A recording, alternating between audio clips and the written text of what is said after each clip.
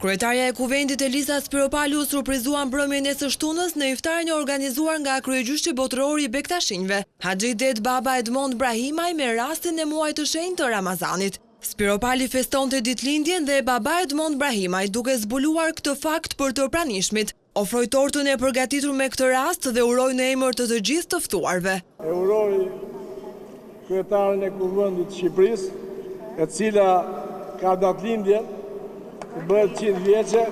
Kryetarja e Kuvendit shprehu mirënjohjen për këtë surprizë, ndërsa uroi më shumë paqe dhe dashuri për të gjithë besimtarët.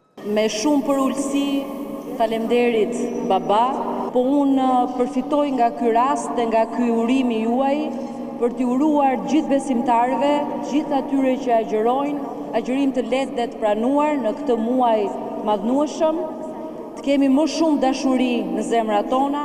Iftari ushtrua në selinë e shenjtë të kryegjyshatës botërore Bektashiane në Tiranë, ku kishte dhjetra të pranishëm.